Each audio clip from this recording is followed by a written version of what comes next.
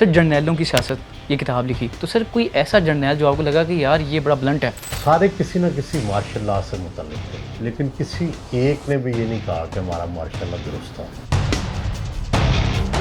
Sir जब doctor Abdul Qadeer का आप इंटरव्यू कर रहे थे ना फुटपाथ पे, तो आज भी जब वो क्लिप आता है तो ऐसा लगता है कि अब्दुल कदीर बेबस हो गए थे। एक बेबसी तो नजर आ रही थी ना, फुटपाथ पे क्यों बैठे। जब आपने off the record Abdul Qadir से मुलाकात की तो कुछ ऐसी चीज़ें बताई जो इंटरव्यू में वो नहीं बता पा रहे थे। जो ऑफ द रिकॉर्ड बातें हैं वो ऑफ द रिकॉर्ड। दिलचस्प बात ये हुई कि वो जब सारे चारों तरफ कैमरे आ गए, मैंने कहा अब वो कहते हैं अब तो आपने भी जो करना कर ले।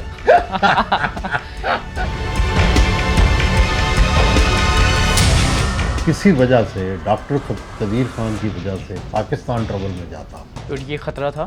खतरा था। ये कब महसूस किया गया? ये डायरेक्टली जनरल मुशर्रफ को कन्वे हुआ था। किस तरफ से? अमेरिका की तरफ से। डॉक्टर कदीर खान या दुनिया के जितने भी बड़े साइंसदान हैं, एटमी साइंसदान, उनका एंड बहुत ही खौफनाक इसलिए होता है, उनके मुल्क उनका बोझ नहीं उठा सकते।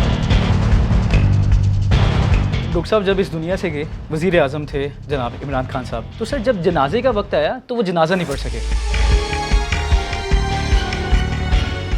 सर जर्नैलों की सियासत ये किताब लिखी और आपने बहुत सारे जर्नैलों के इंटरव्यूज़ भी किए, तो उसमें जो बाद में लिखे गए, तो सर कोई ऐसा जर्नैल जो आपको लगा कि यार ये बड़ा ब्लंट है? बड़ी दिलचस्प बात है कि ये तकरीबन सारे वो जर्नैल थे जिनके मैंने इंटरव्यू किए। ये कोई 30 के करीब हैं या 25 के करीब जर्नैल हैं जिनके मैंने इंटरव्यू किए। ये सारे लेफ्टिनेंट जनरल या इसके ओहदे से हैं, सारे रिटायर्ड थे उस वक्त जब मैंने इंटरव्यू किए। तो सारे किसी न किसी मार्शल लॉ से मुतल्लिक थे, लेकिन किसी एक ने भी ये नहीं कहा कि हमारा मार्शल लॉ दुरुस्त था। ओके। इंटरव्यूज़ में अगर आप पढ़ लें जी जी। तो सब ने कहा कि ये गलती हुई थी। तो जिससे ये साबित होता है कि बाद में जो ये फैसला भी करते हैं मार्शल लॉ लगाने का, उनको बाद में बड़ी शिद्दत से ये एहसास होता है कि गलती हो गई। सर जब डॉक्टर अब्दुल कदीर का आप इंटरव्यू कर रहे थे ना फुटपाथ पे, तो आज भी जब वो क्लिप आता है तो ऐसा लगता है कि अब्दुल कदीर बेबस हो गए थे। वो कुछ कहना चाह रहे थे लेकिन अब खुद को रोक रहे थे। जब आपने off the record Abdul Qadir से मुलाकात की तो कुछ ऐसी चीज़ें बताई जो इंटरव्यू में वो नहीं बता पा रहे थे, बेबसी की हालत में जो नहीं बता पा रहे थे। देखो 40 साल सहाफ़त में हो गए हैं, जो ऑफ द रिकॉर्ड बातें हैं वो ऑफ द रिकॉर्ड है। यानी कुछ ऐसी बातें थी जो भी हो वो ऑफ द रिकॉर्ड। लेकिन बेबस तो थे सर। नहीं, बेबसी तो नज़र आ रही थी ना। फुटपाथ पे क्यों बैठे। फुटपाथ पे बैठने का क्या मतलब है कि जब आपको कुर्सियों पे ना बैठने दिया जाए और आपके गिर्द घेरा कर दिया जाए और उसी वक्त वो सारे आ गई, टीवी वैन्स आ गई, क्योंकि सबको पता लग गया कि हम वहाँ बैठे हुए हैं और हमें रोका जा रहा है।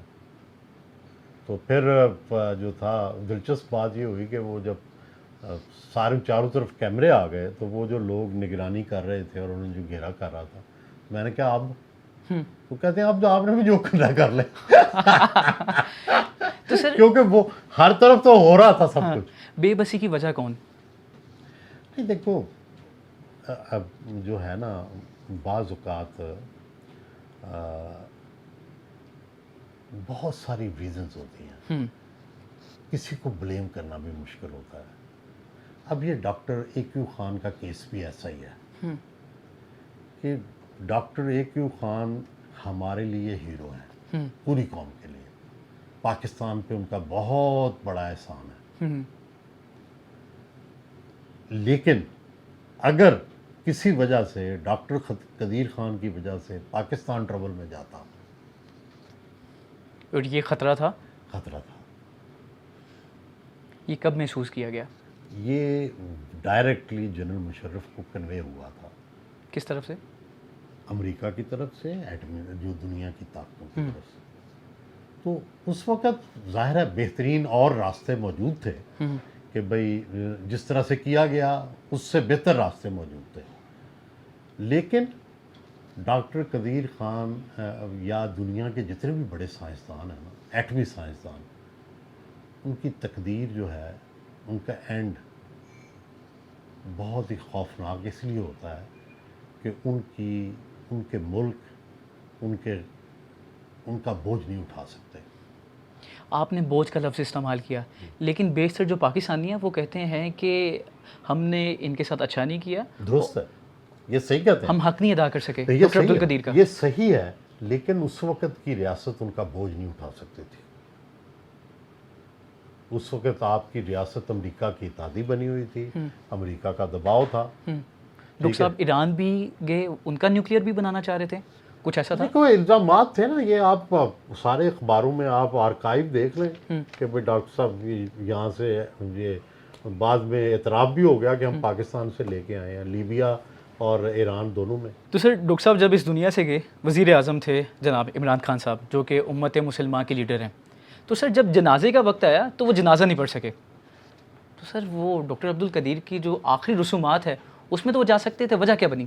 तो देखो, ये जो स्टेट के साथ लोग जितने भी इन्वॉल्व होते हैं ना, मैं और आप तो आज़ाद हैं, हम डॉक्टर साहब को हीरो भी कह सकते हैं, हम डॉक्टर साहब के साथ जो रियासत के मुलाजम हो जाते हैं या अहदेदार होते हैं, उन पे एक तो चलो या तो वो इतनी दिलेरी करें कि वो अपनी जो दिल की बात है उस पर अमल कर सकें, वो अक्सर अमल नहीं कर पाते, उनको और जो चीज़ें हैं वो रोकती हैं।